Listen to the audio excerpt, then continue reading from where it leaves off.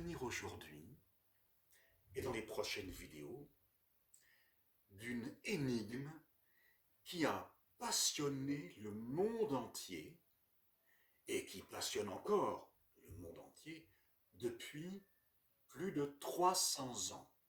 Et cette énigme, tu l'as peut-être deviné si tu t'intéresses à l'histoire, cette énigme, c'est celle du masque de fer. Bonjour et bienvenue sur ma chaîne YouTube. Abonne-toi si tu ne veux rien rater et je serais très heureux si tu partageais ces vidéos et si tu les commentais naturellement de façon amicale et gentille. Donc, le masque de fer, le masque de fer. D'ailleurs, cette énigme passionne les historiens, mais pas seulement les historiens, les gens normaux comme toi et moi, depuis très longtemps.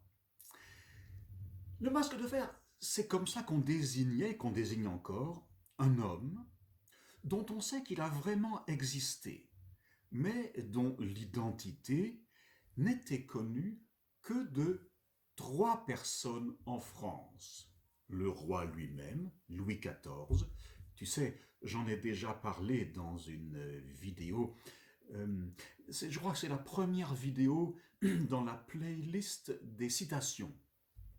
C'est lui qui avait un confesseur bossuet qui disait « Nous savons que nous mourrons, mais nous ne le croyons pas ».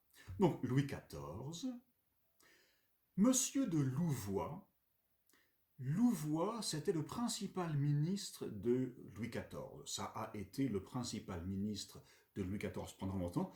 Un crétin intégral qui a réussi à persuader le roi que la chose à faire, c'était de dévaster le Palatinat d'Ipfals, une seconde fois. Oui, parce que Turenne, c'était un chef de guerre, il s'appelait, je crois, Henri de la Tour d'Auvergne, monsieur de Turenne, il l'avait déjà fait en 1674 pour des raisons de stratégie militaire. Mais Louvois, lui, il a convaincu le roi, Louis XIV, de le refaire une deuxième fois en 1689, et c'est une stupidité sans nom qui va faire détester la France dans toute l'Europe et qui aura des répercussions jusqu'à la Deuxième Guerre mondiale. Mais je m'éloigne du sujet. Retournons au sujet principal, qui est donc celui du masque de fer. Donc il y a 3 personnes en France qui connaissent l'existence du masque de fer, et c'est donc le roi, Louvois et le geôlier du masque de fer. Le geôlier, c'est le gardien, c'est Monsieur de Saint-Marc. On écrit ça Saint-Marc, Saint S-A-I-N-T, trait d'union, Mar, M-A-R-S. Donc, certains prononcent ce nom Saint-Mars et d'autres Saint-Marc. Moi, je dis Saint-Marc, je ne sais pas très bien pourquoi moi-même. Bon.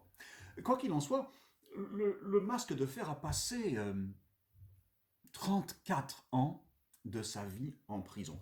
On pense qu'il a été emprisonné dès l'âge de 15 ans.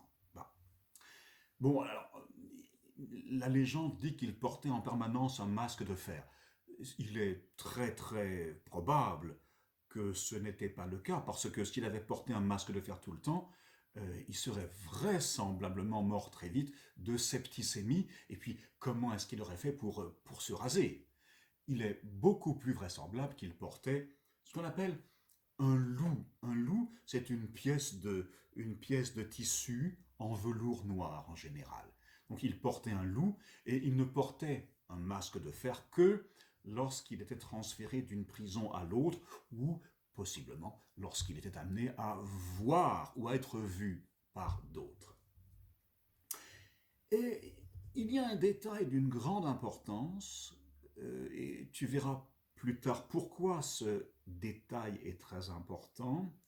Cet homme portait toujours des gants, même au mois d'août.